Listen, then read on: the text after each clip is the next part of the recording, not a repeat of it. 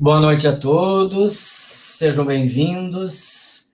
Em meu nome, no nome da Associação Médica Espírita do Brasil, eu vos saúdo e convido a todos a participarem, então, junto com essa corrente luminosa de Bezerra de Menezes, na nossa terceira noite de lives da Semana de Saúde Mental da AME Brasil. Nós vamos refletir brevemente nessas palavras de Chico Xavier, do livro Fonte Viva, que ele nos diz: mas ainda que o nosso homem exterior se corrompa, o interior, contudo, se renova de dia em dia. A carta de Paulo aos Coríntios. Não abandones o teu grande sonho de conhecer e fazer nos domínios superiores da inteligência e do sentimento. Mas não te esqueças do trabalho pequenino dia a dia.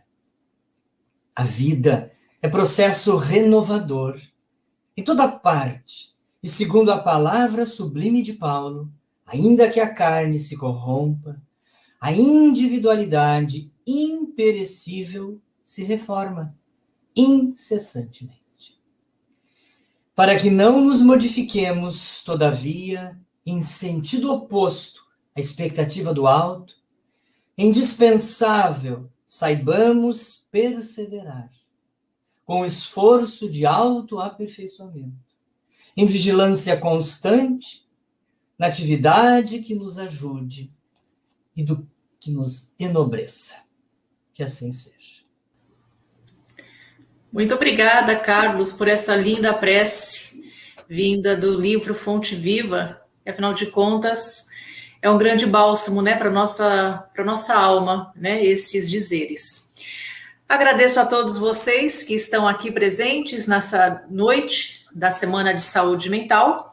Hoje nós temos conosco mais dois psiquiatras. Nós temos o Dr. Edson Luiz Cardoso e também o Dr. Roberto Lúcio Vieira de Souza, ambos psiquiatras, como acabei de dizer, sendo o Dr. Edson, da cidade de Santo Ângelo, representando a AME Santo Ângelo, que fica no estado do Rio Grande do Sul, e o Roberto Lúcio, de Belo Horizonte, né, membro da AME Minas Gerais. O nosso tema de hoje vai ser primeiramente com o Dr. Edson, transtorno por uso de substâncias em André Luiz, e logo depois, Roberto Lúcio fala sobre os desafios no campo da sexualidade. Tudo bem, Edson? Tudo bem, uma boa noite a todos. Carlos Dorgante, Giovana, Roberto Lúcio e a todas as pessoas que estão aqui ligadas conosco, né, para mais uma noite da nossa Semana de Saúde Mental da AME Brasil e lançamento, né, do nosso livro Psiquiatria Iluminada. Então a mim coube falar no 9º capítulo do nosso livro sobre o transtorno de uso de substâncias na obra de André Luiz.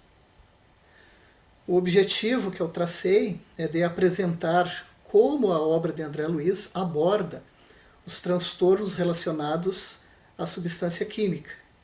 E sempre que necessário, fui juntando com os nossos conhecimentos científicos atuais. Fazendo a pesquisa na obra de André Luiz,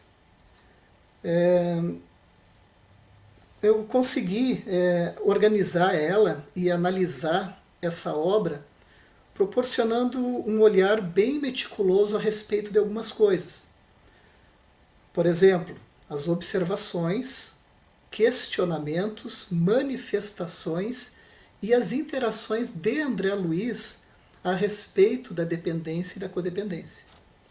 E observar também os meios assistenciais e educacionais utilizados pelos instrutores espirituais para André Luiz. Também sempre referente à dependência e aos familiares dos dependentes químicos, que são os codependentes. Bom, fazendo essa análise, esse estudo possibilitou 3 coisas. Que eu propusesse um modelo de intervenção e reabilitação à dependência química no modelo, então, médico-espírita.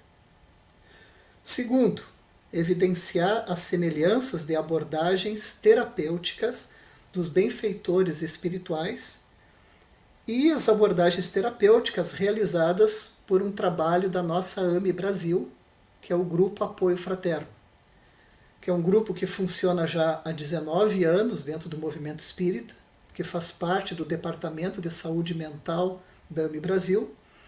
E esse grupo é um grupo de autoajuda aos dependentes químicos e seus familiares, que tem toda uma metodologia própria, toda uma técnica própria, um livro próprio.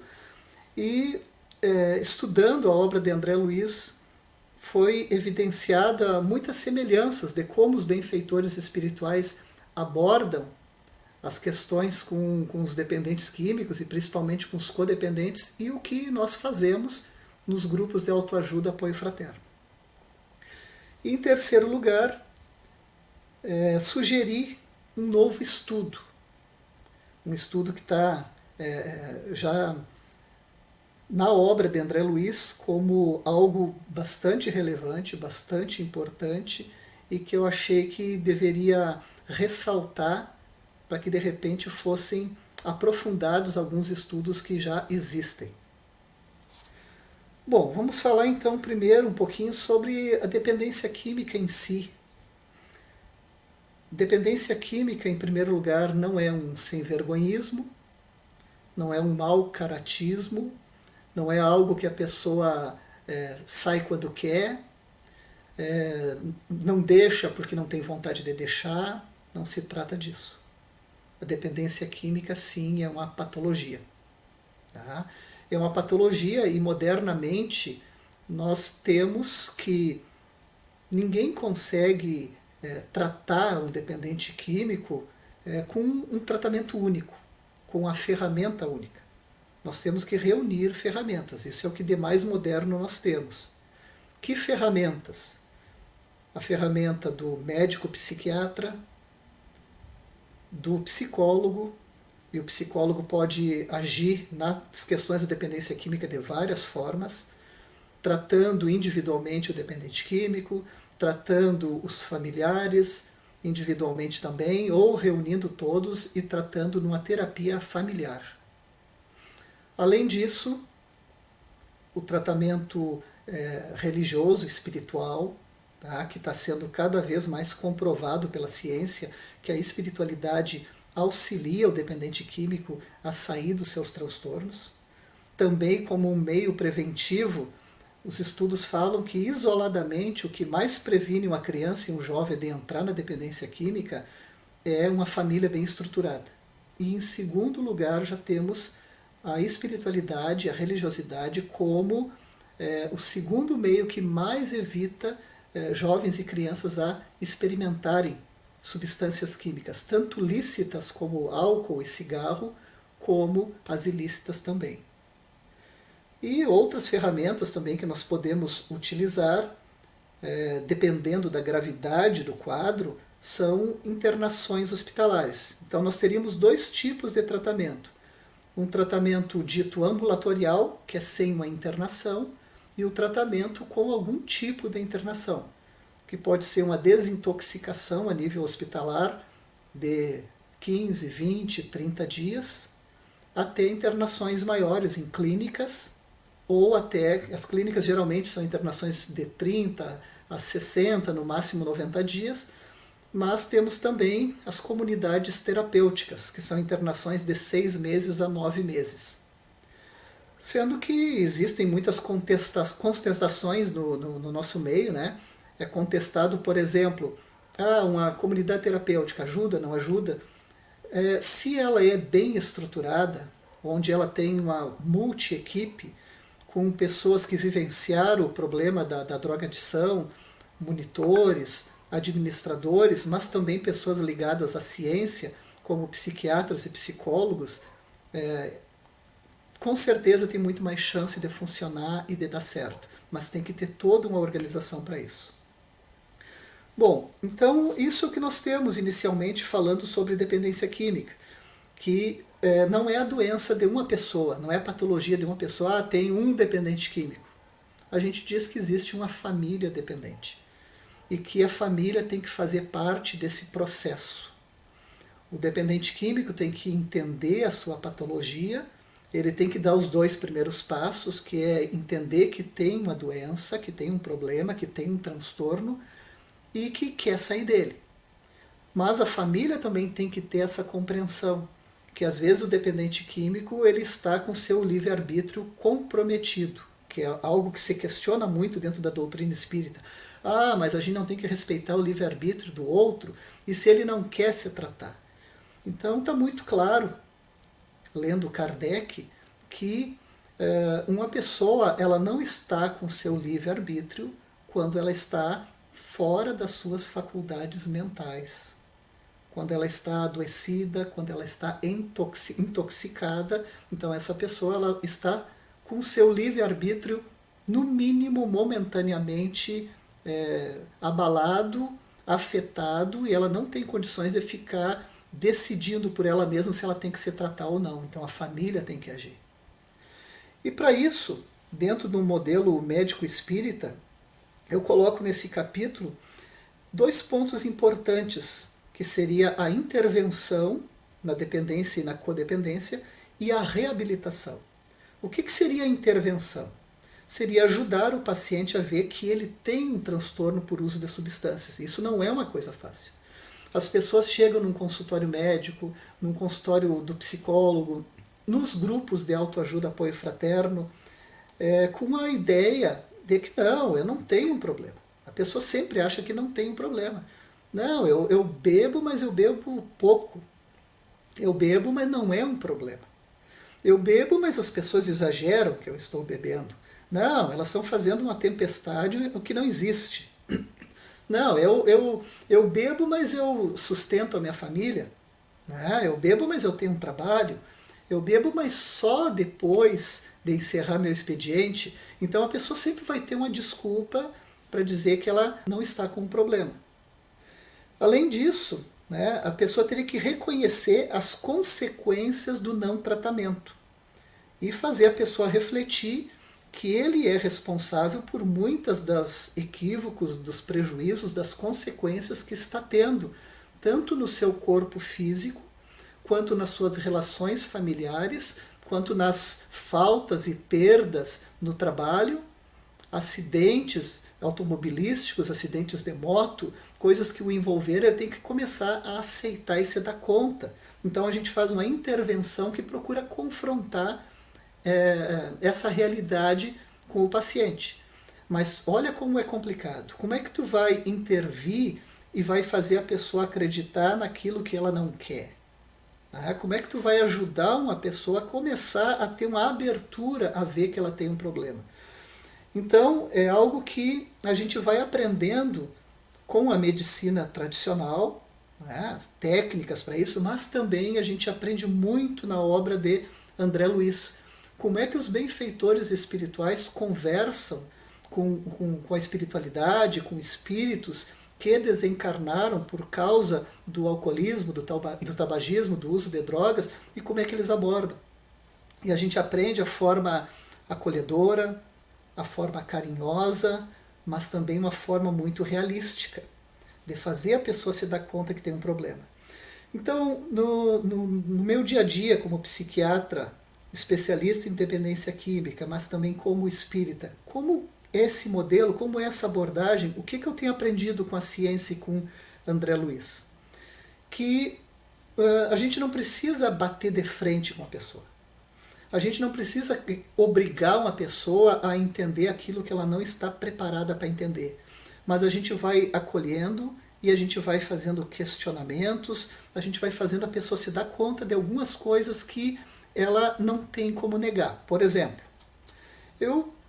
muito difícil eu usar para uma pessoa que está chegando no meu consultório dizer que ela é um dependente químico, um dependente de álcool, porque a primeira coisa que a pessoa vai dizer, não, eu não sou dependente.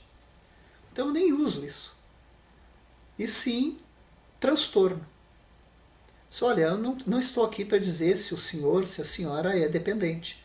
Eu estou aqui para nós conversarmos se o uso da sua substância pode estar trazendo algum transtorno, ou a você, ou a sua família, ou em algum outro meio que você vive. E não tem como a pessoa negar isso aí, porque ela está ali num consultório médico, num consultório psiquiátrico, porque alguma coisa aconteceu nesse sentido.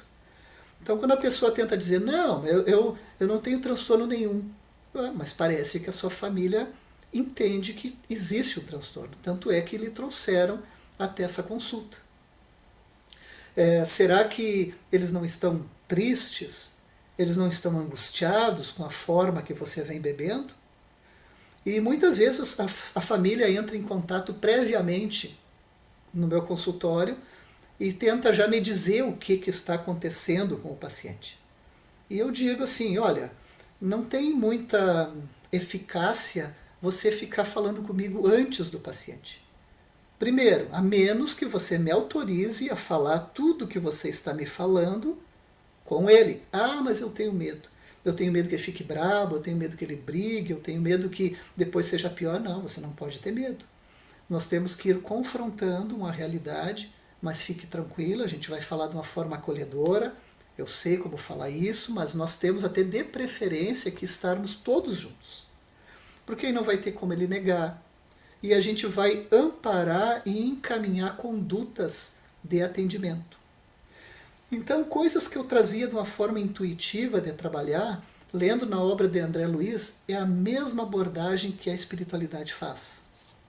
Bom, além disso, tem uma outra parte importante nesse modelo médico espírita, que é a reabilitação.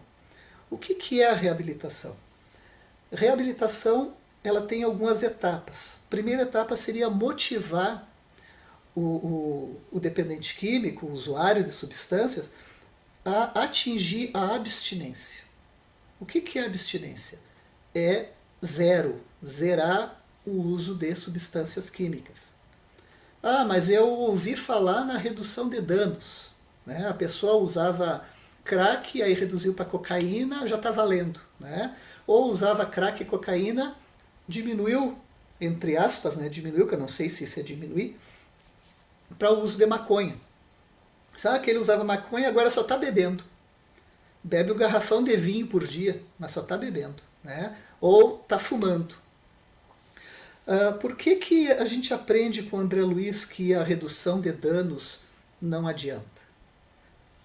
Porque existe um comportamento, que é o comportamento de usar um caminho para se adaptar frente às suas dificuldades. Sejam elas dificuldades por vazios existenciais, por medos, por fobia social, por ansiedade, por estresse, por depressões, por problemas muito graves de personalidade, transtorno de déficit de atenção e hiperatividade. Então, vários e vários problemas e patologias comórbidas. O que são patologias comórbidas? São patologias que muitas vezes estão junto com a dependência química.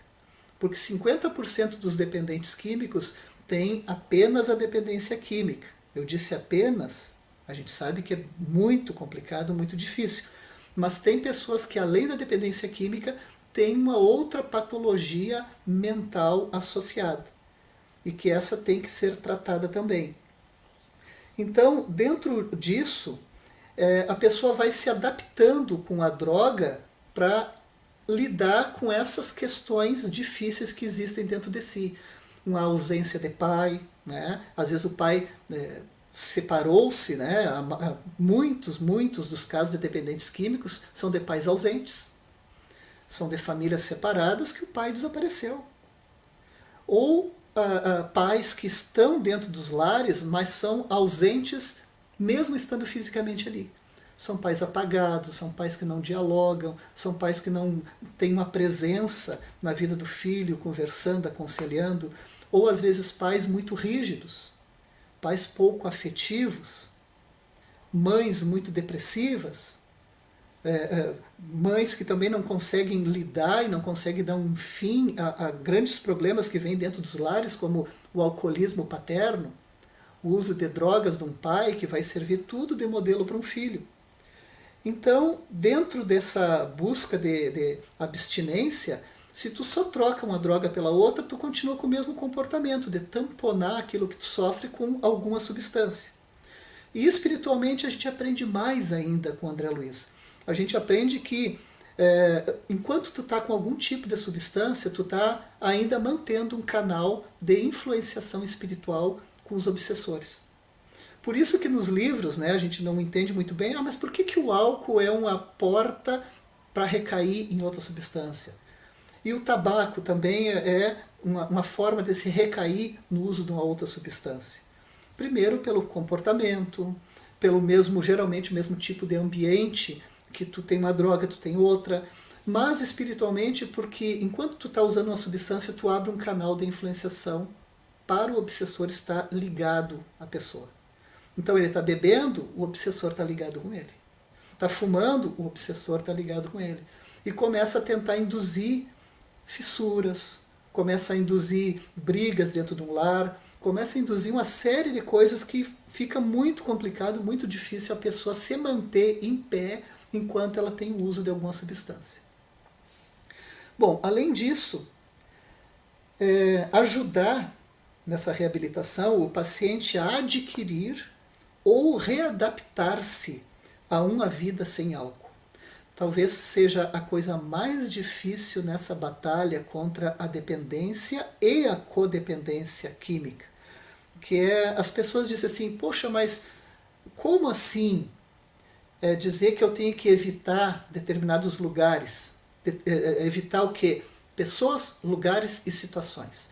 Pessoas que usam álcool, pessoas que usam tabaco, pessoas que usam droga, locais que têm essas substâncias, situações que podem me colocar frente a essas substâncias. Como evitar? Se todos os meus amigos usam. Mas se tu quer mudar de vida, se tu quer te manter em pé, se tu quer te manter em abstinência, tu vai ter que trocar as tuas amizades.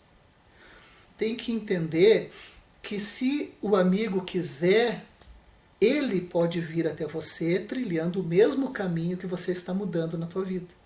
Mas não você ir até ele, porque senão tu vai recair.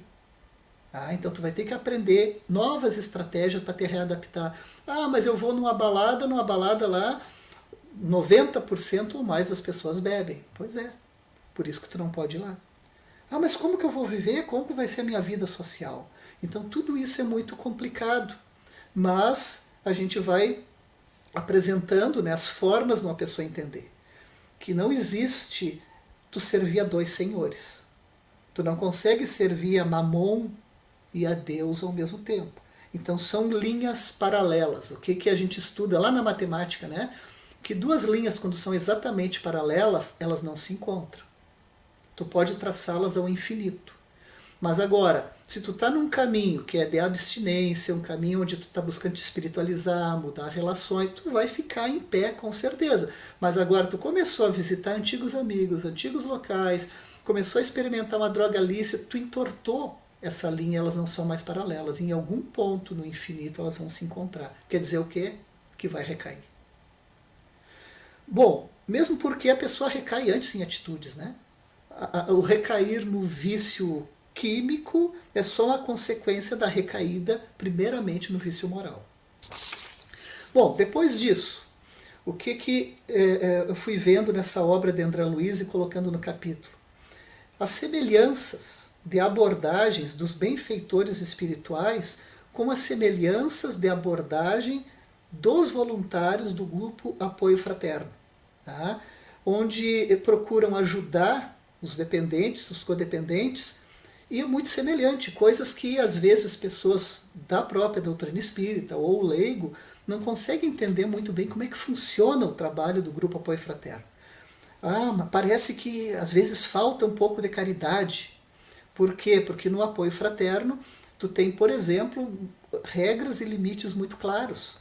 A regra de tu entrar numa sala online de atendimento do grupo até uma hora limite. Se é 7 horas que começa o trabalho, até 7 horas tu entra no grupo, depois disso não entra.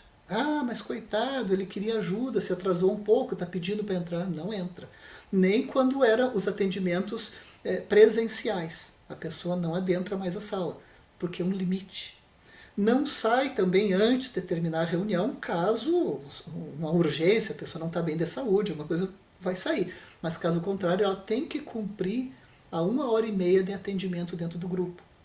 Não pode estar atendendo celular, tem que estar de uma maneira adequada, não pode ter usado álcool, tabaco ou droga para fazer parte de uma assistência numa noite de trabalho do grupo Apoio Fraterno. Ah, mas por que todas essas coisas? Porque a dependência química é a doença da falta de limites. A pessoa perdeu os limites. Ela não tem limite para usar droga, ela não tem limite para gastar, ela não tem limites na sua sexualidade, ela perde todos os limites. Gasta em excesso, bebe em excesso, briga, se destrói, prejudica a sua saúde, está morrendo pela falta de limite. E ali no grupo é que vai começar a aprender os limites. De uma forma muito adequada, acolhedora, séria, mas com limites muito claros e precisos. E quando a gente vê a forma que os benfeitores espirituais abordam isso na obra de André Luiz, é surpreendente, porque é a mesma coisa. A ponto de André perguntar, né, sobre determinadas pessoas, uma mãe que estava extremamente preocupada com seu filho que estava no mundo espiritual, sofrendo as consequências do que viveram enquanto estavam encarnados, e essa mãe perguntava, quando que eu vou poder resgatar meu filho que está no purgatório, que está sofrendo, quando que eu vou conseguir? E os instrutores pediam para ela ter calma, para ela ter paciência, e depois falando para André, disse, olha, infelizmente, enquanto estavam encarnados, essa mãe, ela passava a mão na cabeça dele, ela tratava ele de uma forma que foi gerando um egoísmo muito grande nele, um orgulho, uma vaidade, e ele foi se perdendo nessa falta de responsabilidades e limites. E hoje ela sofre as consequências daquilo que ela mal conduziu. Foi um amor mal conduzido. Ela não consegue entender, mas eu tive tanto amor por ele, como é que ele foi cair nisso? E é da mesma forma que as pessoas adentram o grupo Apoio Fraterno, dizendo, mas eu amo tanto, eu quero ajudar, só que muitas vezes ama de uma forma equivocada. Eu amo meu filho, e aí por medo que meu filho vá sofrer nas mãos de um traficante, eu vou lá e pago as dívidas dele com o traficante. Mas o que ela está fazendo com isso, esse pai, essa mãe? Estão limpando a dívida, aí ele vai lá e vai continuar usando, porque está com crédito. Então, enquanto estiver pagando a dívida, tu está financiando um livre acesso à droga. Mas eu dou casa, eu dou comida, eu dei apartamento, dá uma série de coisas para o filho, para ele parar de usar droga. Aí que ele não vai parar.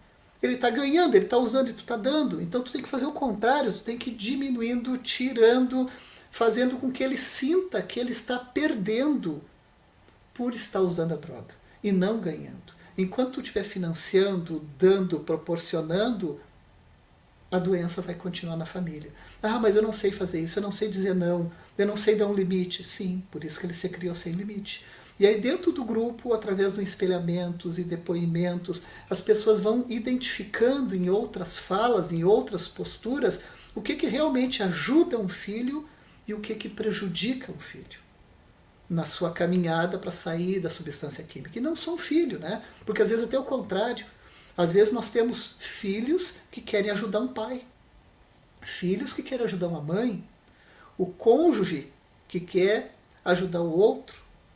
Às vezes são amigos que vêm até o grupo Apoio Fraterno e querem ajudar os seus amigos a sair da substância química, e nós temos que trabalhar as famílias para isso. Como é que uma família que quer ajudar um dependente químico a sair das drogas faz um almoço de domingo que tenha cerveja, que tenha chopp, que tenha vinho? Mas ele usa cocaína e não tem nada a ver, ele está usando álcool. Tem. Né? O álcool, se ele beber um pouquinho daquele álcool, ele vai agir na região pré-frontal, vai inibir essa região pré-frontal, que é a região que nos adequa, dos nossos freios, dos nossos limites, e isso aí mais rebaixado faz com que a pessoa acha que tudo pode, tudo é tranquilo, e aí é que ela sai em busca da substância química, mesmo porque quando rebaixa essa região pré-frontal, deixa o campo livre para a espiritualidade adentrar o cérebro da pessoa, no seu cérebro reptiliano, e fazer com que a pessoa tenha vontade de chorar, vontade de brigar, a busca da sua sexualidade de uma forma desenfreada, buscar sua droga de preferência porque quer sentir prazer. Né? Então, gente, são muitas coisas que nós temos dentro da obra de André Luiz que vai nos ajudando naquilo que a ciência médica, a ciência atual, ela fala, mas ela não consegue explicar da onde que vem. Exemplo, quando estudava sobre alcoolismo dentro da faculdade, né, dizia assim, no momento de abstinência do alcoolista, ele começa a ter a síndrome de abstinência. E entre a síndrome de abstinência, ele vai começar a ver bichos, insetos, aranhas, bichos pelas paredes, são chamadas de alucinações visuais, que é característica do paciente alcoolista. Só que não explica na ciência por quê. Tá, mas tem esquizofrenia, tem o transtorno bipolar, tem outras doenças que também levam à psicose. Mas por que que essa patologia traz esse tipo de manifestação? A resposta eu fui encontrar não nos compêndios de psiquiatria, fui encontrar em André Luiz, que diz que quando uma pessoa desencarna presa a uma viciação, ela está extremamente presa aos vícios materiais, presos à matéria, grudado no seu corpo físico. E quando a pessoa desencarna, ela desencarna precocemente em virtude do abuso que fez da sua substância química de preferência, seja lícita ou ilícita. Então, o espírito ainda está com o seu perispírito preso àquele corpo físico. E na grande maioria das vezes, sentindo a decomposição do seu corpo físico, o sofrimento, tendo lá no sepulcro, tá, lá no cemitério, a visualização do corpo se decompondo e daqueles insetos, aranhas e morcegos e tudo que tem lá naquele cemitério. E quando uma pessoa alcoolista crônica está em abstinência, o que ela está enxergando? Ela está enxergando o que aquele vampiro, o que aquele obsessor, o que aquele espírito desencarnado está enxergando preso ao seu corpo lá no cemitério. Então, como se ela estivesse enxergando através dos olhos do espírito. O encarnado, de uma ligação tão forte de perispírito com perispírito, começa a enxergar o que o desencarnado vê da decomposição do seu corpo no cemitério. Então são muitas informações valiosas que a gente vai unindo através da ciência médica e aquilo que André Luiz nos traz. Bom, gente, eu trago mais ainda nesse livro, não vai dar tempo de falar sobre tudo, né, nesse capítulo. Fala sobre o desencarne e a reencarnação do dependente químico, como é que essa questão da pessoa presa ao corpo, exemplos disso do meu dia a dia de consultório, unindo com os exemplos que tem na obra de André Luiz, uma fala sobre o purgatório, sobre as penosas reencarnações daqueles que desencarnaram apegados ao vício químico. Tá? Também uma parte que fala sobre o uso de drogas e o prejuízo ao processo gestacional. Considerações sobre a relação entre substâncias químicas, neurogênese adulta e destruição cerebral. Um capítulo que me veio através de uma afirmação que tem no livro. A paixão do fenômeno, isso quando está se falando sobre mediunidade. A paixão do fenômeno pode ser tão viciosa e destruidora para a alma como a do álcool que embriaga e aniquila os centros da vida física. Então fui atrás do que eram esses centros da vida física, se eram ou não os chácaras, a importância deles na neurogênese, que é a construção de novos neurônios, que se achava que antigamente isso não existia, não era possível, e estudos atuais mostram que sim. E de ver que o compêndio de psiquiatria, o SADOC, né, que é um dos compêndios que nós estudamos na psiquiatria, tem muitas coisas muito parecidas com o que o Décio Iandoli Júnior traz na sua literatura médico-espírita, e que eles estariam muito próximos de responder o que está afirmado em André Luiz, que o álcool ele embriaga e aniquila os centros da vida física.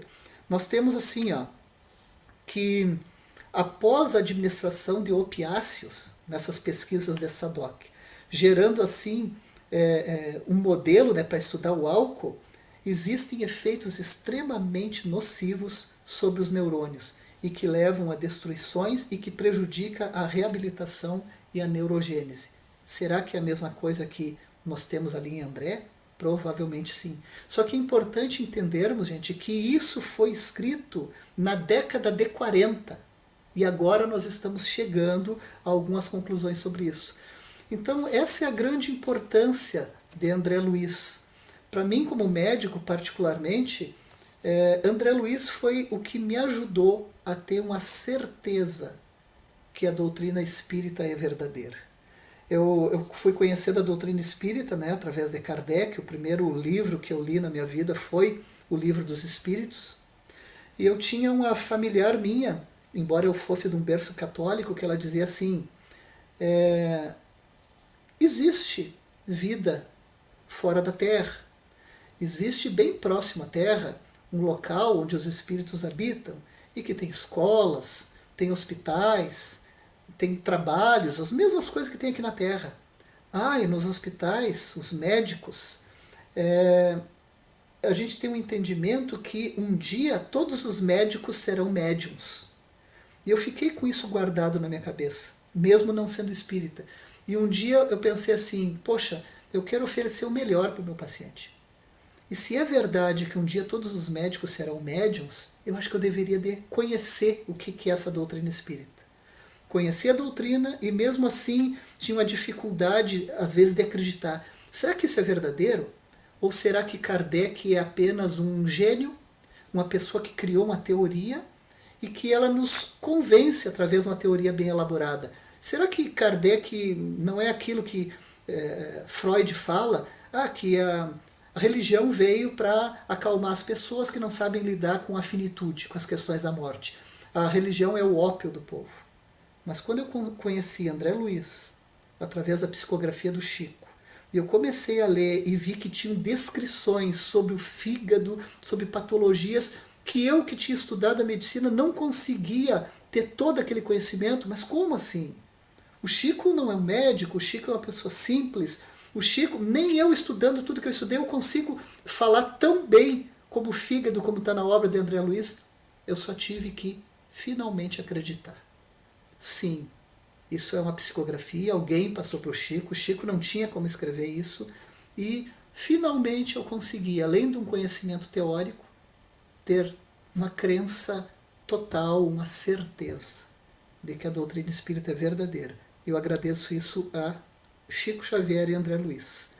E agradeço aos amigos Paulo Rogério Aguiar e o Carlos Durgante por esse convite para escrever nesse livro, que para mim foi uma emoção muito grande, de poder estar escrevendo sobre dependência química com André Luiz, que me trouxe tanta coisa boa para a minha vida pessoal e tanta coisa importante para a minha forma de trabalhar nessa encarnação. Queridos, muito obrigado pela atenção, muito obrigado pela oportunidade de fazer parte desse livro Psiquiatria Iluminada. Muito obrigado. Edson, muito obrigada pelas suas palavras. Realmente é um assunto que chama muito a nossa atenção, né? Nós conhecemos muitas pessoas que estão enfrentando esse dilema, né, da dependência química nos dias de hoje, mas com certeza já temos muitas perguntas que vamos responder, vamos, né, fazer logo depois da participação do Dr. Roberto, que já está aqui conosco para falar sobre os desafios da sexualidade. Bom, Roberto, muito obrigada mais uma vez por estar aqui conosco. E 30 minutos. Para nós é uma imensa alegria estarmos participando desse dia. Eu gostaria de começar no lugar que o Edson terminou a fala dele, dizendo da imensa alegria que eu tenho de participar dessa obra e agradecer ao Carlos Durgante, ao Paulo Aguiar, porque eles fizeram um trabalho maravilhoso, aqueles que estão nos acompanhando, aqueles que assistirem posteriormente à gravação. não deixem de adquirir esse e-book. A obra ficou muito bonita. Eu não li ainda todo, mas tudo que eu já vi ficou muito bom, extremamente didático para entendermos esse desafio que é a medicina e espiritualidade, onde André Luiz tem um papel ímpar para todos nós, né? Eu compartilho também da fala do Edson, né? Que vendo tudo aquilo que André Luiz nos trouxe e que, à medida em que a ciência vai desenvolvendo, ela vai chegando às conclusões que já estavam presentes na obra psicografada por Chico e uma parte também por Valdo Vieira, que é a coleção André Luiz, e que há um interregno de mais de 50 anos em muitas das ideias que foram começando a vir e a demonstrar a verdade que André Luiz trazia. Eu costumo dizer que André Luiz é um profeta, né? Ele traz para a gente informações, revelações que a gente não tinha acesso até então, e que essas informações elas vão clareando, muito embora, se a pessoa não conhece a doutrina espírita e tem acesso aos livros de André Luiz sem um prévio conhecimento, pode acreditar que seja uma simples ficção científica, o que a gente vê na continuidade dos nossos estudos não ser uma realidade. Eu fiquei responsável por um tema que me é particularmente muito interessante, é um tema do qual eu falo há muito tempo dentro do movimento médico espírita, que é a sexualidade, mas que sempre nos é um desafio. Então, foi um trabalho difícil, não é simples falar sobre esse tema, e eu tive que fazer uma escolha de abordagem de tal maneira que eu preenchesse, né, os critérios solicitados para o capítulo. Então, eu poderia escolher estudar casos que estivessem envolvidos com a sexualidade, ou eu poderia falar de um ponto de vista filosófico e doutrinário sobre as questões da sexualidade, dentro da obra de André Luiz e Emmanuel, e o que a gente poderia, né, a partir daí, pensar e refletir. Eu preferi fazer a escolha de uma reflexão filosófica e doutrinária. E por que eu fiz essa escolha? Porque eu sinto que uma das grandes dificuldades com a qual a gente convive é não ter o entendimento ético, moral sobre a espiritualidade, ou sobre a sexualidade. E, nesse sentido, eu encontro, e qualquer pessoa encontraria, na obra de André Luiz, recursos bastante profundos, bastante sérios, para a nossa reflexão. Eu comecei o meu texto com uma citação de Emmanuel, que eu gostaria de ler para não fugir da fala dele, que está no livro Encontro Marcado, o texto, capítulo Sexo Transviado, e Emmanuel diz assim: muito fácil traçar caminhos no mapa, sempre difícil trilhá-los debaixo da tempestade, às vezes sangrando as mãos para sanar dificuldades imprevistas. E eu fiz essa citação porque eu acho que nós, em humanidade, estamos nessa condição. Nós vemos, né, e nos posicionamos muitas vezes em traçar caminhos em mapas, né, que é muito fácil se falar. E na experiência e na grandeza da visão psicológica de Emmanuel, ele se mostra não só empático, mas extremamente compassivo com a humanidade, quando ele diz que o difícil é a gente trilhar os caminhos quando a gente está sob as tempestades, quando a gente está em profundo sofrimento.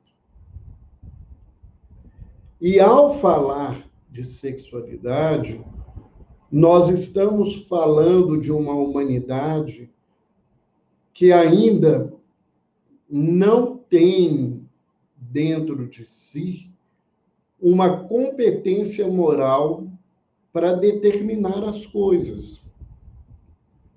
Embora muita gente se atreva e se arvore a colocar regras e posturas como se fossem donos da verdade no campo da sexualidade. Está colocado no prefácio do livro Vida e Sexo, de Emmanuel, uma pequena citação que companheiros nossos que acompanhavam Francisco Cândido Xavier antes da publicação do Vida e Sexo, que foi em 1960, em que muitas pessoas pediam ao Chico que solicitasse a Emmanuel que escrevesse um livro, uma cartilha sobre sexualidade. E que em determinado momento Emmanuel se manifesta e diz que aquilo ainda não era possível, porque para se escrever uma cartilha, nós teríamos que ter um professor, um mestre capaz de dizer as coisas com toda a propriedade. E ele afirmava que na Terra não existiam professores sobre esse tema. E eu, na minha pequenez, eu acho que nós continuamos no mesmo lugar. Nós ainda não temos criaturas que sejam capazes de poder falar desse tema, porque já venceram os desafios e as dificuldades no campo da sexualidade. Foi a partir dessa visão, né, desse estudo, de alguns textos que previamente eu escrevi, de um livro que eu escrevi há muitos anos atrás, que está esgotado, né? Que é sobre a sexualidade, conversando sobre sexualidade, né? Uma abordagem médico-espírita desse tema, que foi publicado pela União Espírita Mineira, que eram perguntas feitas por jovens sobre o tema. Nós fomos diretamente a um livro específico da obra de André Luiz, que é o livro No Mundo Maior. E por que nós escolhemos esse livro? Porque nesse livro nós temos um capítulo que o título dele é Sexo. E esse capítulo é exatamente uma palestra que André Luiz assistiu a convite do seu orientador sobre o tema. Palestra essa que foi feita por um espírito que, segundo a informação de André Luiz, ele teria vindo de planos mais elevados para trazer àquela comunidade de espíritos onde estavam encarnados em desdobramento e desencarnados o tema da sexualidade.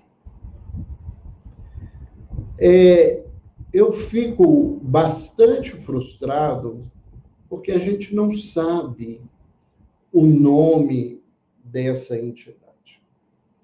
E não por curiosidade, mas até para escrever ficava difícil, porque a gente tem que se referir ao orador, ao expositor, né? A gente não tem um nome.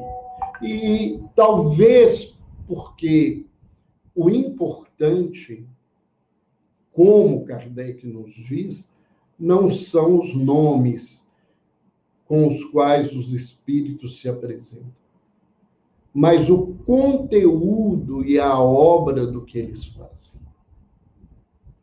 E ao ler o texto e estudar o texto, a gente vê a grandiosidade daquele espírito. Mais do que isso, vê nele um sentimento de respeito, uma amorosidade conosco impressionante. Eu comecei o livro, o capítulo, né? Eu dividi mais ou menos 3 abordagens, porque eu começo trazendo conceitos que são importantes, porque nós temos muitas dificuldades, trazendo a abordagem que nós temos na atualidade dentro dos tratados de psiquiatria sobre os transtornos no campo da sexualidade. E depois a gente faz um estudo, né, da sexualidade em bases espirituais. A primeira parte, né, ela levanta os conceitos que podem ser tranquilamente lidos, mas eu gostaria de pular um pouco esses conceitos e essas questões do tratado, só lembrando que muita coisa que nós, durante muito tempo, considerávamos doença em sexualidade, hoje não é. E um profissional da área de saúde, ele tem o dever de saber isso para lidar com as pessoas que o buscam, com o respeito e a dignidade que elas precisam. Mas a minha preocupação foi que a gente pudesse refletir sobre a sexualidade do ponto de vista espiritual relacionada a nós, enquanto espíritos, e a nós, enquanto profissionais da área de saúde. Então, são duas coisas que estão presentes no texto de André Luiz. Porque a gente não teria, eu particularmente não tenho competência para ultrapassar o ensinamento que traz aquele capítulo. O máximo que eu poderia fazer é comentá-los, como eu fiz, dando ênfase a determinadas coisas que nós, às vezes, não temos ideia. O espírito orientador, ele nos afirma que a sexualidade adoecida da humanidade adoece e mata muito mais do que, por exemplo, as guerras. E muitas criaturas estão adoecidas e elas não são tratadas, porque elas têm dificuldade de se dirigirem aos profissionais sobre o tema, e a grande maioria dos profissionais, principalmente posso falar dos profissionais médicos, mas trabalhando há muitos anos com muitos psicólogos, eu diria que também os profissionais da área da psicologia, a grande maioria de nós não é formado e nem é habilitado para falar e trabalhar com o tema sexualidade. Não é incomum quando algum paciente apresenta alguma situação sobre o campo da sexualidade, que os profissionais da área de saúde ou desviem a conversa como se não tivesse interesse ou importância a fala do paciente, ou se colocasse de uma posição de ironia, e às vezes uma ironia velada, que posteriormente se transforma em comentários maledicentes entre os profissionais, ou, ainda pior, né, atuarem com preconceitos sem lembrar que a nossa posição é de acolher, de aliviar e auxiliar o indivíduo encontrar condições melhores na sua caminhada. E por que isso? Por que essa dificuldade? Porque a humanidade, na sua história, né, nós temos sempre, em todos os campos do nosso aprendizado, na maior parte dos momentos, posturas extremadas. Então, nós vemos pessoas, né, que colocam a sexualidade como se ela fosse algo pecaminoso, demoníaco, imoral, e que ela não deveria ter espaço, que tudo que se fala sobre sexo não tem nada a ver com o divino, com o sagrado, com o espiritual. Ou, por outro lado, né, a gente vê posturas chamadas de posturas de vanguarda, libertárias, falando de liberdade, aonde, na verdade, nós estamos diante de questões de libertinagem. Nesse contexto, o profissional da área de saúde, ele não é diferente. O religioso não é diferente.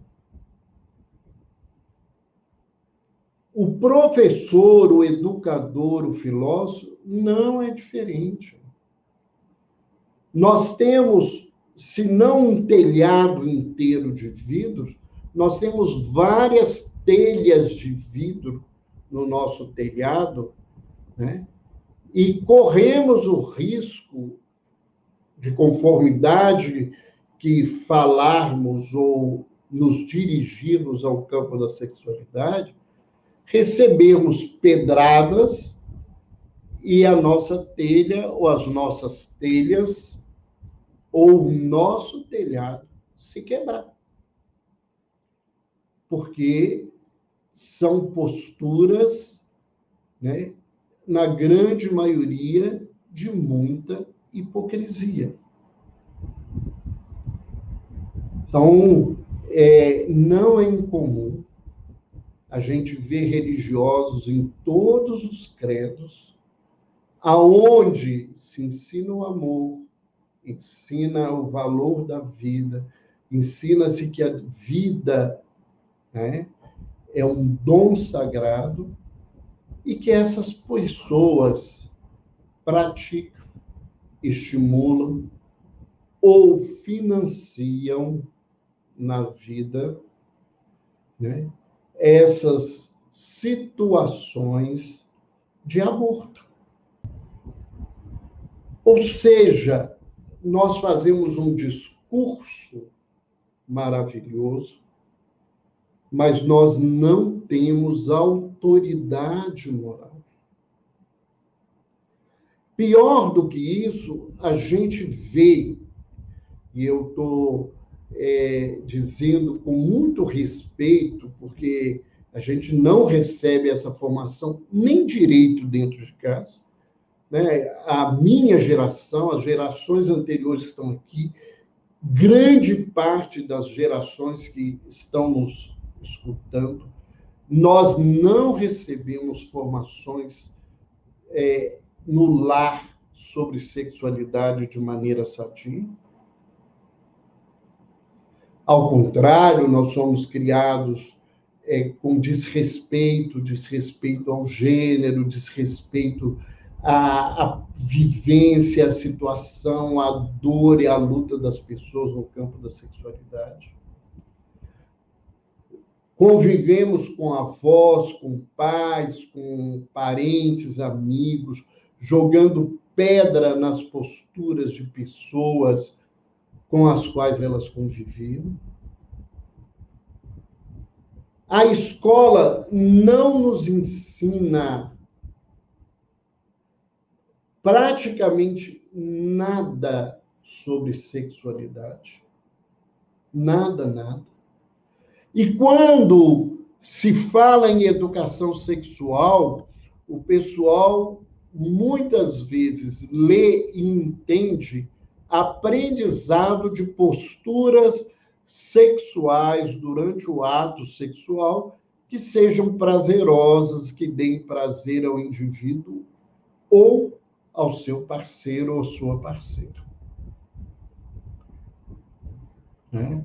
Eu não sei, né? Pode ser que alguém, durante a nossa fala aqui, né, traga-nos, né, uma colocação assim, não, eu estudei numa escola que se estuda verdadeiramente sexualidade. nós não vemos isso, né? O que a gente vê são abordagens empobrecidas e que geralmente não nos levam a uma situação de consolo e de conforto. E é sobre isso que esse companheiro espiritual começa a dizer. Primeiro, ele começa a nos lembrar algumas coisas que muita gente às vezes fala e não absorve e que muitos desconhecem. Que a questão da vivência sexual de cada pessoa só pode e deve ser julgada pela própria consciência da pessoa. Em primeiro lugar, nós não temos condições de dizer às pessoas se elas estão certas e erradas e que elas não podem ou não podem fazer isso, acreditando a nós a autoridade moral que nós não temos. Depois, ele fala claramente, né, e as obras dele são anteriores ao livro Vida e Sexo, que para mim, né, é o principal tratado sobre sexualidade que nós temos para o nosso estudo, que foi escrito por Emmanuel, né? Ele diz que não adianta exigir das pessoas abstinência, castração dos seus comportamentos e das suas situações, acreditando que as coisas feitas à força transformarão as pessoas. Se, dentro da caminhada da criatura, ela descobre isso e faz isso por si, e a partir de si mesma, isso vai ser terapêutico e transformador.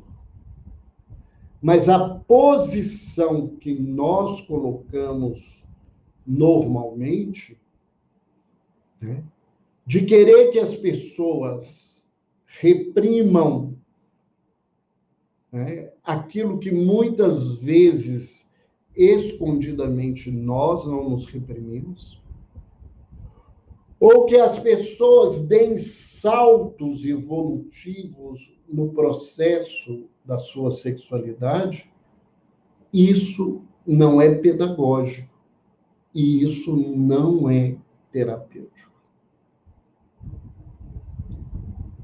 Então, a minha grande preocupação foi, né, oferecer nesse capítulo recursos para que nós possamos pensar em nós primeiro. E, enquanto profissional da saúde, refletir aonde eu estou e como eu posso caminhar. O livro tal, né, o I Ching, ele fala para nós, né, um princípio que o Jung retoma num determinado momento, e é uma verdade, que alguém, né, um viajante só ensina ao outro o caminho até onde ele conhece. Então, se eu não conheço o caminho em mim, como é que eu vou poder oferecer isso aos outros? Nesse contexto, nessa situação, né, a partir de um determinado momento, esse amigo espiritual, na sua fala, que é um texto muito grande, e que tem que ser estudado com cuidado, com atenção, com carinho e com respeito por nós e respeito pelo autor daquelas palavras, né? Ele passa a dizer, então, de como deveriam ser as posturas daqueles que, na área da saúde e na área da educação, se propõem a trabalhar para estimular as pessoas a pensarem no tema e a buscar, no seu tempo e da forma possível, as soluções para a sua caminhada. É claro que, à medida em que a gente descobre isso, a gente precisa fazer um caminho de mudança. Nós precisamos fazer um caminho de transformação. E, nesse sentido, ele vai oferecer para nós avaliações de posturas terapêuticas, técnicas que a gente pode utilizar no caminho da sensibilização e da educação. E, a momento nenhum, nesse capítulo, ele se ocupa, né, a trazer exemplos e a julgar as pessoas para o público que o escuta. Então, me ficou claro, né, eu gostaria de terminar aqui, né, porque é importante que vocês possam ler. Eu tentei trazer aqui aquilo que me levou a escrever o texto, né? Ele vai nos mostrar que jogar pedra, acusar, condenar as pessoas não resolve o problema das pessoas no campo da sexualidade e, mais, não resolve o nosso problema no campo da sexualidade. Então, o nosso texto não é um texto médico de trazer as doenças do campo da sexualidade. Porque a doença do campo da sexualidade, né, no seu sentido maior, é a falta de amor. Essa é a doença. E como amor é uma palavrinha que a gente fala muito e conhece pouco, ou não conhece nada, a gente vai ver, né, que, na verdade, a falta dessa habilitação de amor, né, que nos faz ignorantes diante do sexo, abre o campo para isso que a gente vive, que são os preconceitos, a discriminação. E diante da incapacidade da maioria de nós de conviver com o diferente, conviver com aquilo que eu, na minha mente, acho que é o certo, eu estimulo a violência, né, e estimulo o campo da morte, né? E isso nós não podemos nos esquecer, né? Que, ao interromper, que o nosso país é um dos países mais violentos contra a mulher e um dos países que mais matam, né, aqueles companheiros que estão estagiando na Terra e que vivem, né, um tipo de sexualidade que a maioria dos que se consideram normal, como é a forma como Emmanuel se refere a nós que nos achamos normais, né, não aprenderam a conviver. E mais do que isso, muita gente nos questiona assim, mas por que hoje nós estamos com tantos homossexuais, com tantos transexuais, vivendo com tantas diferenças da sexualidade? Se vocês pegarem o livro Vida e Sexo, no capítulo sobre homossexualidade, vocês vão ver Emmanuel afirmando que esse fenômeno cresceria no mundo para que nós, os héteros, que nos acreditamos normais, aprendêssemos a respeitar as pessoas e a tratá-las com dignidade, não nos atendo à questão das diferenças sexuais anatômicas. O que esse espírito que André Luiz se reporta à sua palestra também nos afirma. Então, eu queria mais uma vez agradecer a oportunidade que me deram de escrever o capítulo, o carinho dos coordenadores e o respeito com o nosso tempo para poder fazer um trabalho tão difícil. Queria agradecer aqui a nossa revisora, que foi tão gentil, tão educada conosco nas nossas dificuldades de escrita, e parabenizar os companheiros que editaram a obra, que transformaram essa obra numa coisa tão bonita e de conhecimentos tão profundos. E queria parabenizar a direção da AME Brasil, a coordenação do departamento editorial, por ter conseguido realizar, depois de quase 10 anos, né,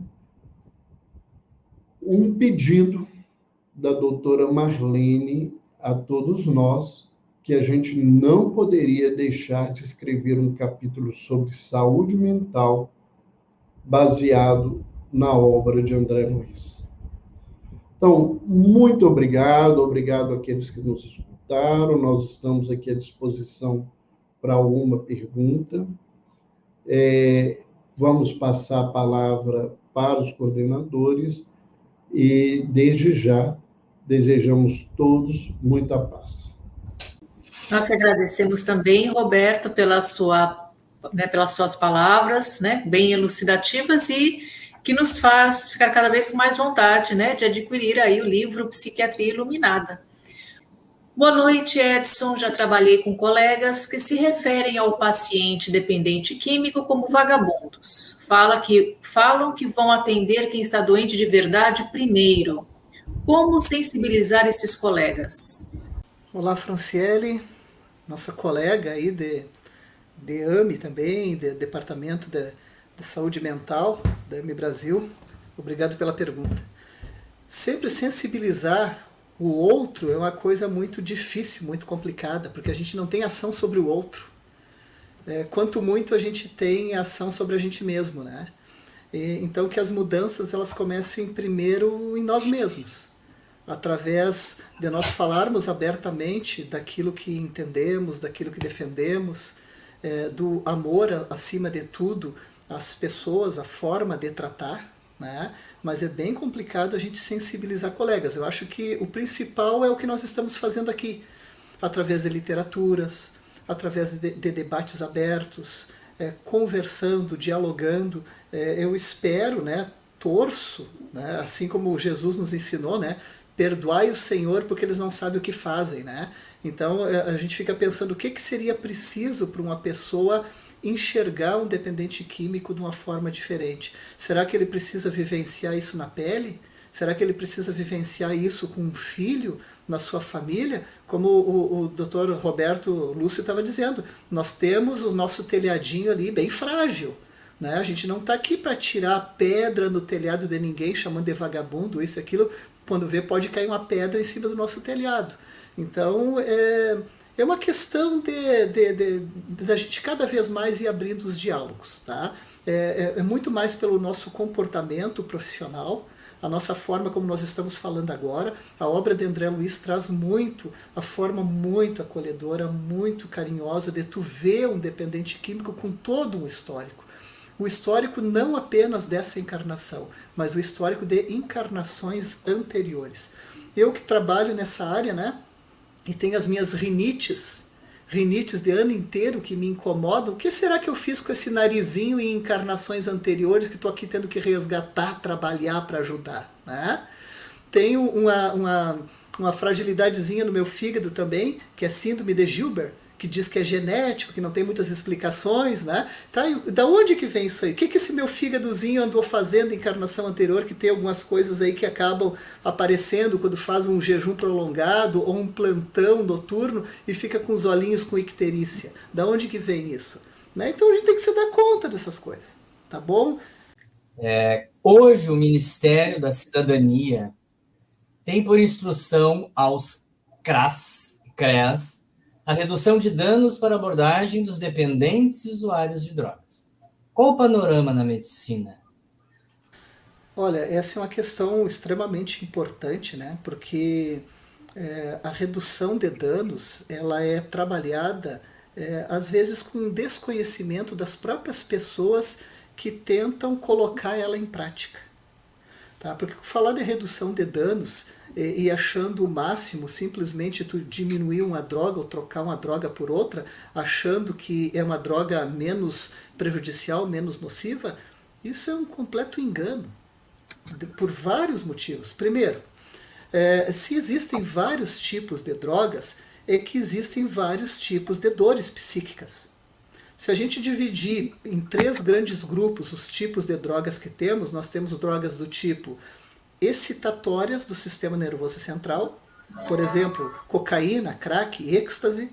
Nós temos as drogas depressoras do sistema nervoso central, que, por exemplo, os benzodiazepínicos e o álcool, né?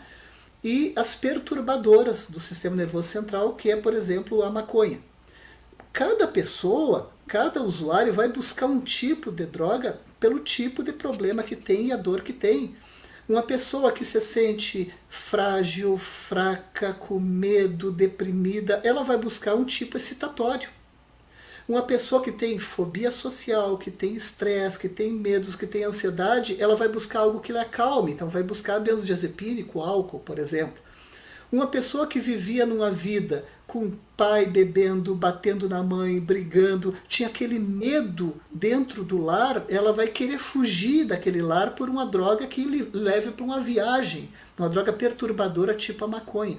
Então, reduzir o dano. Uma pessoa que tem um tipo de necessidade por cocaína, ela não vai conseguir ficar muito tempo usando uma droga perturbadora só para diminuir o dano. Porque não é essa necessidade do seu inconsciente, das suas dores. Ela vai ficar um tempo ali e em seguida vai voltar para a sua droga de preferência de novo. Mesmo que ela conseguisse se manter no álcool, no tabaco, na maconha, quem diz que isso são drogas menores e menos prejudiciais? São as que mais matam, são as que mais têm usuários. Então isso não é redução de danos, é uma troca de substância. O comportamento adictivo é o mesmo, um comportamento de tentar se defender das suas dores através de uma droga, de ir se alienando, se adoecendo, mantendo contato com obsessores, adoecendo seu corpo físico, adoecendo seu perispírito, transformando-o sempre num suicida indireto que vai sofrer consequências muito grandes no seu desencarne e para encarnações futuras. Então, redução de dano é um engano. A abstinência, sim, é o caminho. Reduzir momentaneamente, saiu do crack e foi para a cocaína, mas sempre visando uma abstinência total. Tá? Então, as pessoas que defendem, né, já adianto, né, o uso da maconha como algo recreacional e medicamentoso e bom, já vai entrar nesse mesmo campo aí de tu tá abrindo margem para grandes prejuízos mentais, riscos de desenvolver doenças tipo esquizofrenia, problemas obsessivos grandes e repercussões bastante deletérias para o corpo do espírito, o perispírito. Vamos agora a uma pergunta para o Roberto. Roberto, algumas linhas da psicanálise vão apontar que muitos transtornos comportamentais têm sua origem na sexualidade adoecida. Obrigado aí a Janaína que nos traz essa pergunta. Antes de responder a pergunta, concordando plenamente com o Edson, o nosso amigo espiritual Carlos, ele fala sempre que o menos ruim não é bom. Não é isso que a gente tem que ver dentro da conduta da vida humana. Ah, isso é menos pior que o outro, então isso é bom. Não é verdade. O bom é bom. No campo da droga, o menos ruim não é bom. Então, a gente tem que pensar nisso. Olha, Janaína, a abordagem da psicanálise, ela se encaminha para uma leitura de que as doenças elas estão envolvidas com a sexualidade adoecida. E aí eu gostaria de trazer duas reflexões que eu acho importantes. Primeiro, do ponto de vista cultural, né, a visão da sexualidade na cultura judaica cristã, de onde Freud vem e de onde a maioria de nós vivemos, é uma cultura preconceituosa em relação ao sexo. Né? A leitura da sexualidade é uma leitura de imoralidade, tanto que muita gente transforma o mito da queda do paraíso, o fruto que foi comido por Adão e Eva, como se fosse a questão da sexualidade, o que não é verdade. Então, essas culturas, elas adoeceram a visão da sexualidade. Mas a sexualidade, ela não é só a vida sexual.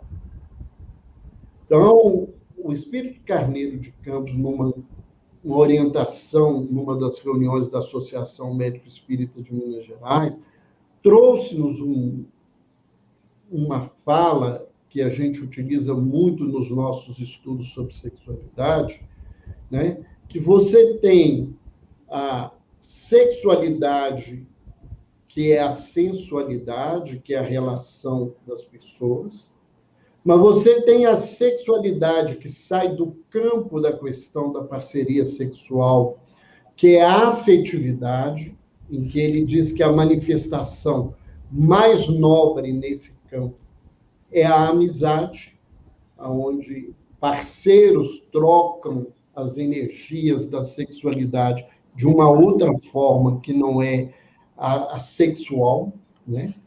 E tem o campo da energia na manifestação espiritual, que é a cocriação, aonde os espíritos participam da criação do universo em uma situação menor, em que ele nos lembra que, do ponto de vista do nosso planeta, a manifestação mais nobre nesse campo é a maternidade. Então, a sexualidade é muito mais do que só uma atividade sexual adoecida, né? E eu acredito, dentro de tudo que eu aprendi, que os transtornos mentais, eles têm a sua origem nos transtornos morais, né? Que hoje já algumas escolas da medicina usam esse termo, né? Eu vi que a Sociedade Brasileira de Cardiologia vai fazer um seminário onde que ele usa esse termo, transtornos morais. Então, o que adoece a alma é o egoísmo, é o orgulho, a vaidade e todas as suas excrescências a partir daí. Então, é um campo mais amplo. Eu acho que a sexualidade apresentada dentro do campo da psicanálise tem muito a ver mesmo com a abordagem da sexualidade que o próprio Freud viveu dentro de uma cultura judaica e que isso não deixaria de influenciar, como nós continuamos sendo influenciados participando de uma cultura judaica cristã. Próxima pergunta é de Andréia, do Nilson Rodrigues, né? Acho que é essa aí que vai entrar, para o Dr. Edson. O nosso planejamento reencarnatório, nesse momento de mudança planetária, dimensionado no plano espiritual, atrela um resgate, um karma, como dependente químico. Uma vez adicto, sempre adicto? É uma pergunta muito importante para a gente responder em se tratando de dependência química, né? O que a gente diz é que a dependência química ela não tem uma cura, né? Porque ela tem questões genéticas para este corpo físico. Tem também questões reencarnatórias para serem tratadas na atual encarnação de uma pessoa. E o que, por exemplo, a gente pode dizer? Que se uma pessoa ela tem um gene para o alcoolismo, esse gene ele pode ficar ali, quietinho, estabilizado, sem dar nenhum problema para a pessoa. Agora, se a pessoa começar a ingerir o álcool, ela vai ativar aquele gene e vai vir toda a sua problemática em alguns anos, porque o álcool ela não tem um poder de viciação tão rápido quanto o crack. Demora 5 a 10 anos para começar a manifestar transtornos graves e a dependência do álcool. Bom, então quando uma pessoa está vivenciando algum tipo de dependência, como por exemplo essa do álcool, ela vai lidar a encarnação inteira com esse problema? Sim. Essa é uma doença, das drogas, são doenças que a gente chama a doença dos 3 Cs. Se a pessoa vai usando, ela vai parar num dos Cs, ou numa cama, ou numa cadeia, ou num caixão. Então tu tem que estacionar essa doença. Tu tem que trabalhar para que a pessoa entre realmente em abstinência, e aí ela entrando em abstinência, ela para de lhe causar danos e problemas. Só que eu já ouvi isso num dos nossos grupos, Apoio Fraterno, né? Onde uma pessoa estava lá sensibilizada, com dificuldades, porque ela estava recém há 2 semanas sem beber e com muita vontade, com muito desejo de voltar a beber. Aí uma outra pessoa dá um depoimento, né, e diz que realmente é muito difícil, para ela também foi difícil, ainda é difícil, né? E essa pessoa já estava há 14 anos sem beber. Aí o outro dizendo assim, mas isso aí eu acho que não é a mesma coisa, você está há 14 anos, eu estou há 15 dias. E aí esse que estava há 14 anos disse assim, nós temos a mesma distância para voltar ou não a termos problema. Como assim a mesma distância? A distância é essa aqui, ó. Né? Se eu tenho 14 anos e eu começar a beber de novo, o meu problema vai voltar. Então nessa encarnação, não existe uma cura? Não, porque ela está mapeada na genética desse atual corpo físico. O ser humano veio naquela família, com exemplos, com modelos, ela veio para vencer, se preparou no mundo espiritual, mas muitas vezes não teve ainda as reservas morais que o Dr. Roberto falou, né? Os vícios morais é que principiam tudo, e ela recaiu de novo naquele exemplo. Então ela começa a manifestar problemas maiores até do que a encarnação anterior. Então ela vai ter que muitas vezes caindo, recaindo, buscando auxílio, sair e estacionar sua doença, não voltando mais. Então não existe aprender a beber? Eu vim para o grupo Apoio Fraterno, o grupo de autoajuda, para aprender a beber. Não existe. É uma falha genética. Vai lutar toda a encarnação. Então isso a gente fala também dentro da linguagem espírita para quem procura o atendimento do nosso trabalho da AMI Brasil.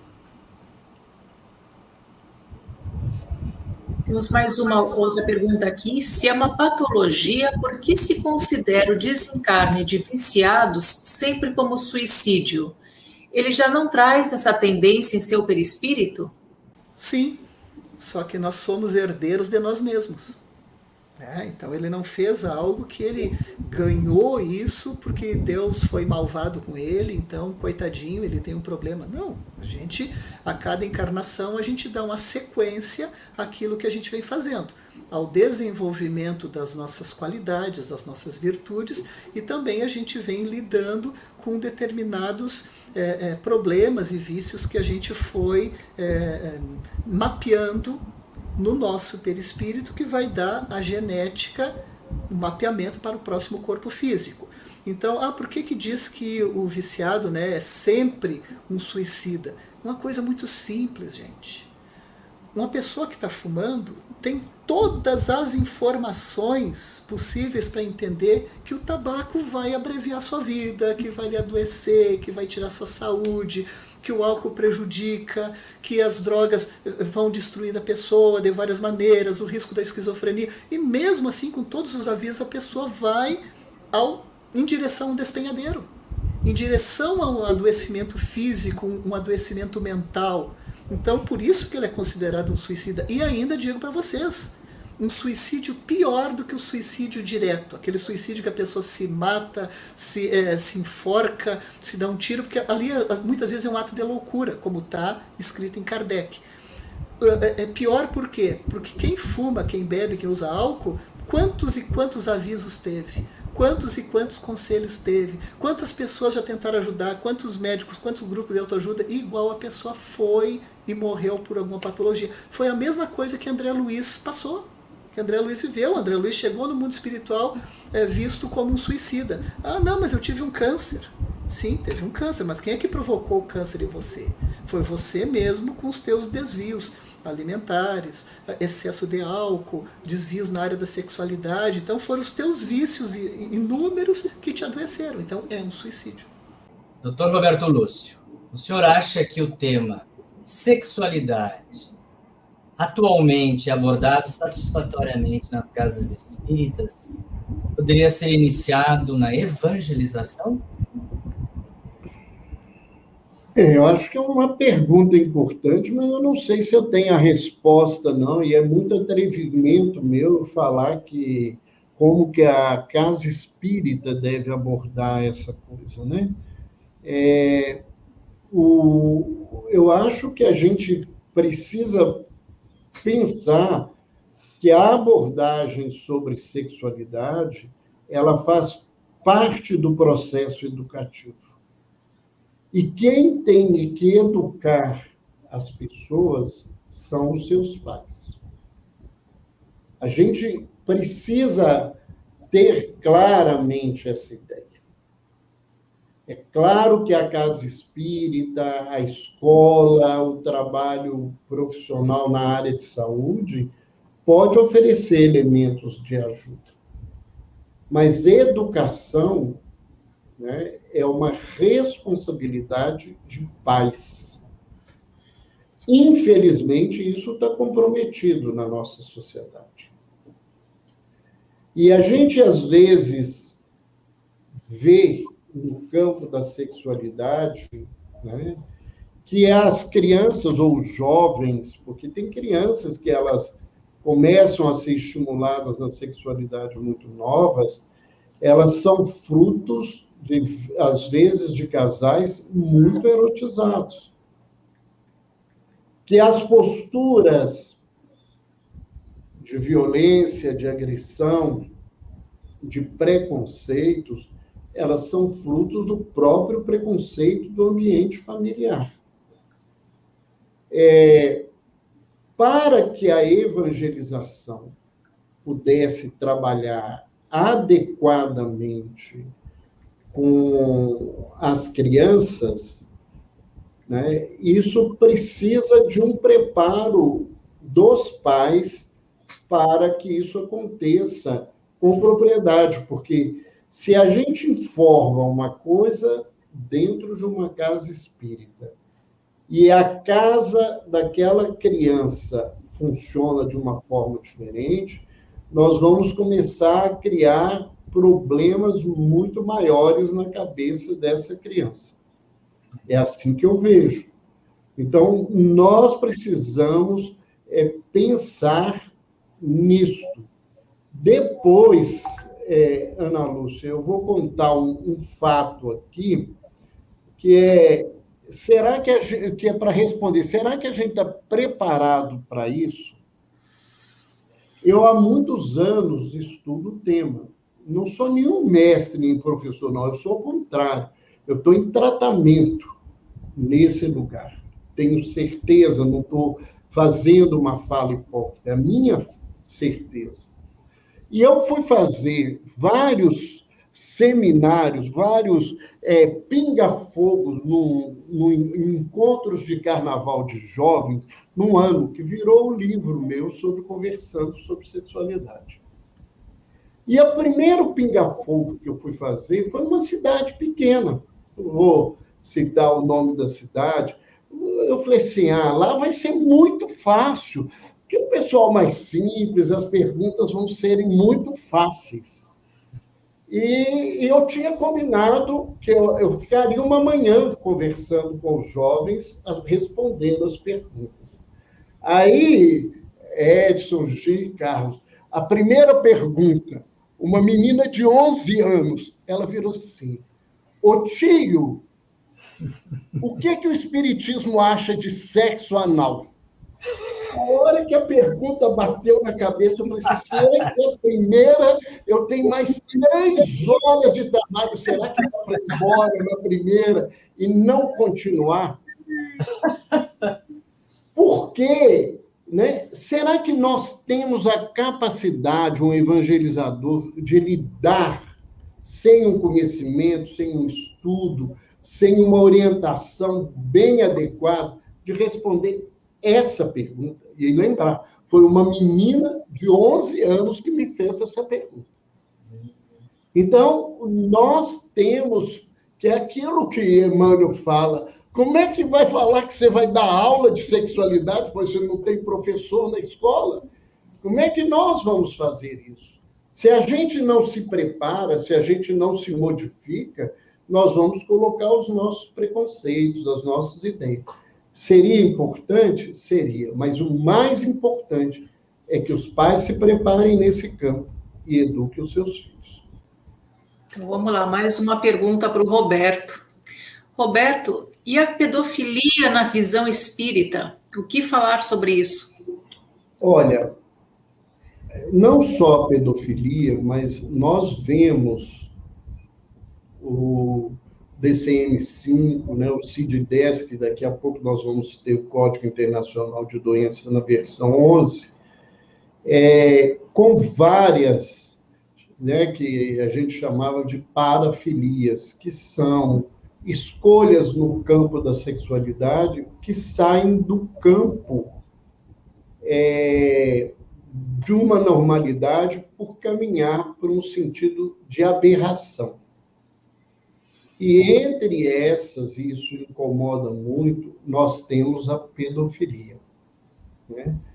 Que é uma atração, né, por ver crianças e jovens púberes nuas ou querer ter contatos sexuais com esse tipo, né, de crianças e jovens muito novos.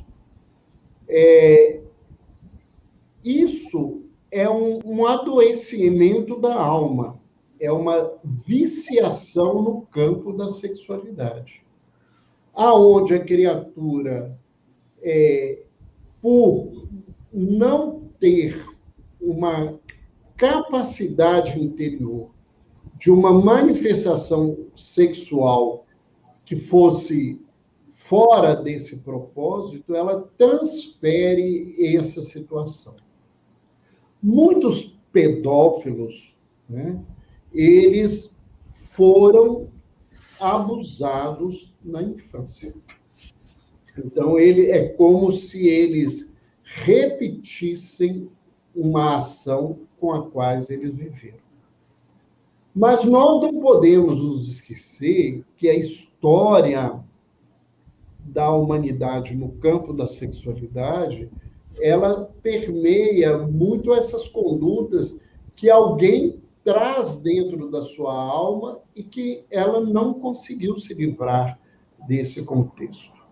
Só gostaria de, falando em pedofilia, frisar uma coisa que é preconceituosa e não é verdade. Porque muitas pessoas usam o termo de pedofilia, né, que também é usado como a palavra pederasta, né, pederastia, como sinônimo de homossexualidade, e que não é verdade. Nós temos homossexuais que são pedófilos e temos heterossexuais ou em outras expressões de sexualidade também pedófilos, né? Então, a situação é muito mais grave. E, muitas vezes, os fenômenos de pedofilia, eles acontecem dentro de casa com parentes do primeiro grau.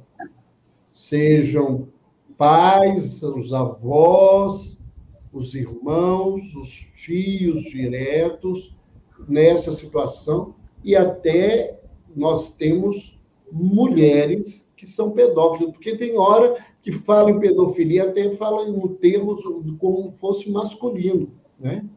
Eu já tive experiências de atender crianças vivendo processos muito complicados, onde elas foram abusadas sexualmente pela mãe. Então, nós temos que ver que o tema é muito mais extenso e muito mais complexo nesse sentido. Então, Edson, Edna Vieira. Doutor Edson, quais os danos causados no cérebro do viciado em virtude do uso das drogas ao longo do tempo? E é possível o cérebro voltar ao normal ao abandonar o vício? Ok. Bom, Edna, obrigado pela tua pergunta. Essa é uma questão que ela não é simples de responder, porque varia muito de acordo com a cronicidade do uso da droga, o tempo de uso de droga e a quantidade que essa pessoa também utiliza de droga. Pessoas que usam em altas doses e por longo tempo são mais propensos a ter lesões e lesões mais graves. O tipo de lesão mais característico que acontece com o uso de drogas é um dano na região chamada pré-frontal, que é a região bem na frente do nosso cérebro, que é a região mais nobre do nosso cérebro, que nos adequa, que nos dá limites, né, que é considerada o centro do nosso psique. Nessa região as drogas agem, e elas agem causando microisquemias. O que são essas microisquemias? Fazendo uma metáfora, é como se a gente fosse alfinetando, cravando um alfinete nessa região pré-frontal. Então a gente vai causando lesõezinhas, microlesões, que com o passar do tempo a pessoa vai ter inúmeros problemas motores, problemas cognitivos, para pensar adequadamente, problemas com a sua iniciativa, a pessoa vai perdendo a sua autonomia para gerenciar as coisas mais nobres do seu funcionamento cerebral. Bom, se vai se recuperar ou não, isso também depende, como eu disse, da quantidade que usou e do tempo que usou. Quando são lesões que são pequenas, hoje até a gente já sabe que existe uma certa regeneração dos neurônios, que antigamente achava-se que não existia, hoje a gente sabe que existe. O que a gente entende também é que algumas vezes uma região não lesada, ela pode assumir a função de uma região lesada, tudo através de tratamentos, né? Fazendo fisioterapias e vários tratamentos para conseguir recuperar o cérebro. Mas o mais importante é a pessoa entrar em abstinência e parar de lesar o seu cérebro com algum tipo de substância. Então, quando ela para, a gente já vai conseguir ter algum tipo de recuperação. Como eu trabalhei por mais de 10 anos em comunidade terapêutica, onde nós atendíamos uma média de 60 a 80 dependentes químicos por mês, de idades desde os 15 anos até mais de 70 anos, então eu vi muita coisa acontecer, muita coisa chegar. E pessoas que eu olhava muitas vezes ali, a pessoa não conseguindo se movimentar direito, não conseguindo raciocinar direito, e dizia, ih, esse aí sequelou. É a linguagem que a gente usa, né? Esse sequelou, acho que esse não sai disso. E a gente vê que depois, ao longo de 1 mês, 2 meses, 3 meses, a pessoa começava a recuperar o seu cérebro, a sua parte cognitiva. Então, esse poder de recuperação, né, depende muito dessa abstinência e da pessoa não voltar a usar.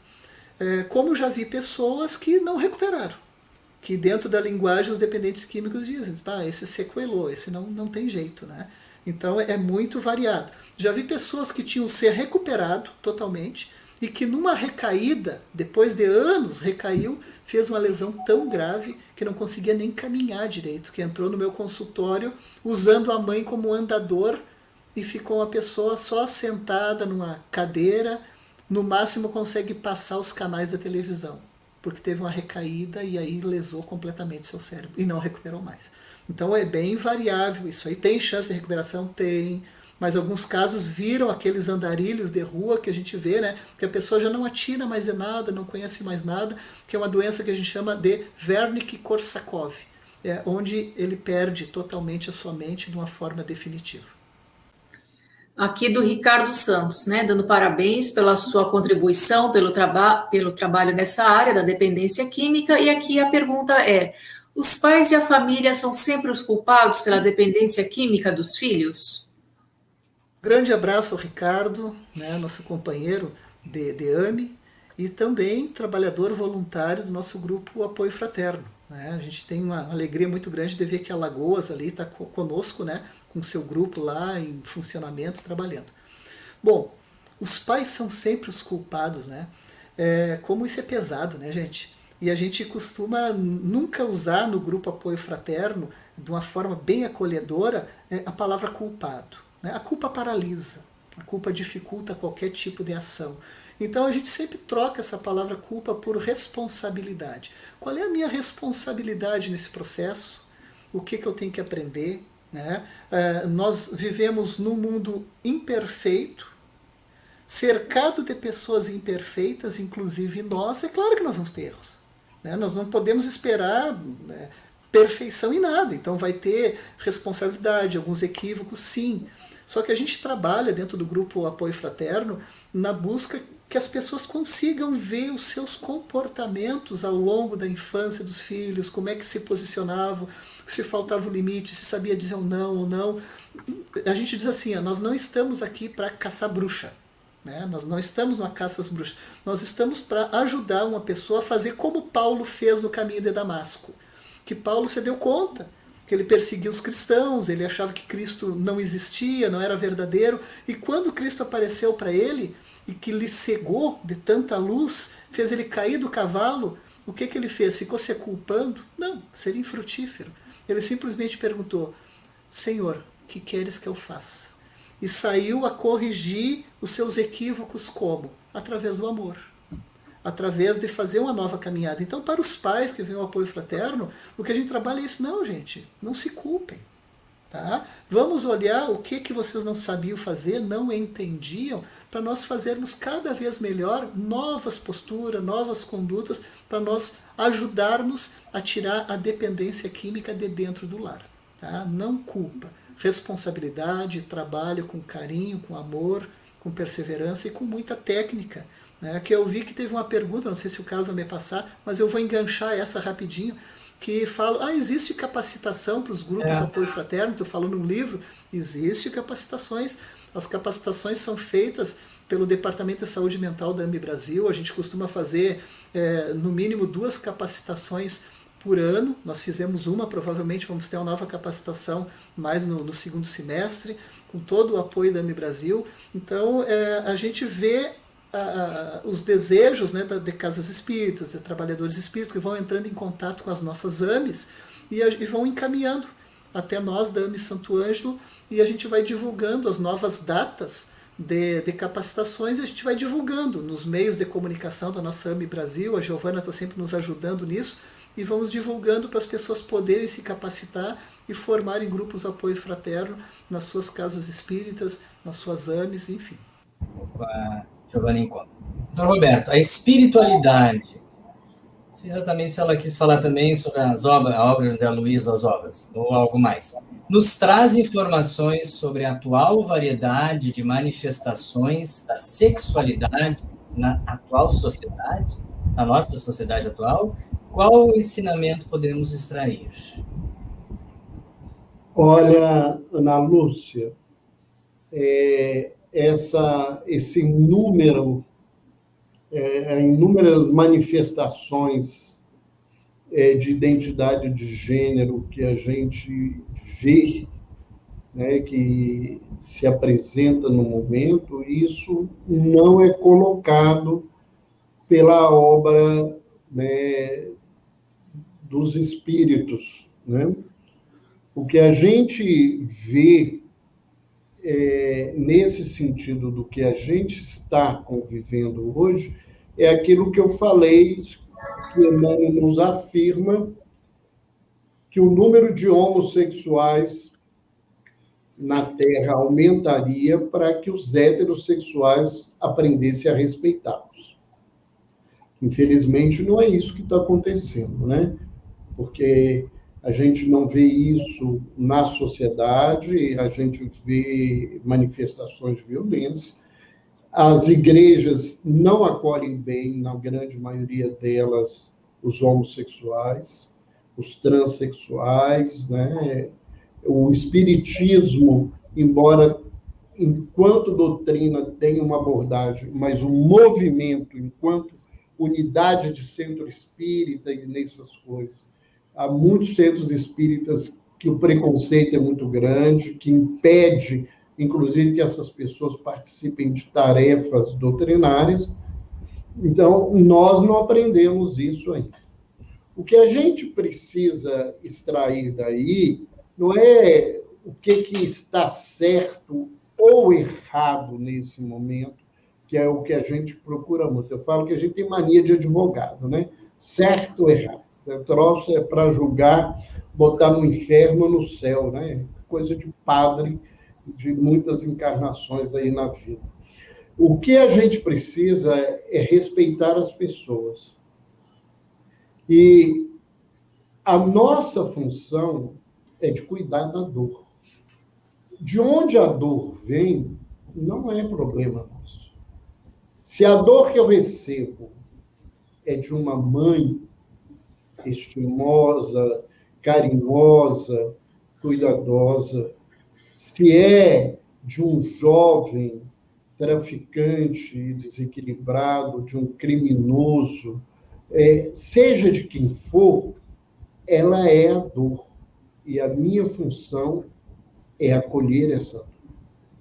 É isso que nós precisamos aprender, né? É esse o entendimento que a gente tem que ter.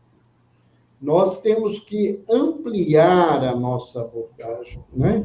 É como no campo do trabalho que o Edson faz, né? O Edson é bem mais novo que eu, mas nós aprendemos muito quando falava de dependência, tudo era só dependência química. Hoje a gente tem uma abordagem muito grande das dependências emocionais, que são muito maiores do que as dependências químicas, né? Os codependentes, os familiares, quando eles se dispõem a se cuidar, eles percebem o tanto que eles são viciados no vício dos seus parentes, dos seus entes queridos. Então, as coisas se ampliam. E a gente tem que lidar, independente com o que seja na vida. Então, o que nós precisamos aprender é que nós temos que cuidar de quem quer que for. Eu falo que o Evangelho, eu vou ser sucinto, traz duas abordagens importantes de respeito. Quando fala da conversa de Jesus com a mulher samaritana, né, junto ao poço de Jacó, e quando ele atende a multidão que traz a mulher adúltera, e que ele levanta para as criaturas: aquele que não tiver pecado, que atire a primeira pedra, porque a lei diz que deve-se atirar a primeira pedra. Então, tirar a pedra. Então, o que não tiver pecado, atire a primeira pedra. É isso que nós temos que entender. Será que a gente não tem pecado para ter o direito de atirar as pedras nas pessoas? Eu acho que é isso que a gente precisa aprender nessa proposta, nesse lugar. Boa noite. Até amanhã, então, à mesma hora, para a quarta noite da nossa semana, nos preparando para o encerramento na sexta-feira. Muito obrigado. Continuem se inscrevendo, ainda estão abertas as inscrições. Nós temos mais de 350 pessoas inscritas que estão nos acompanhando. Algumas entraram só hoje, outras vão desde segunda, mas é assim. Prazer imenso que a gente os acolhe. Muito obrigado. Até amanhã.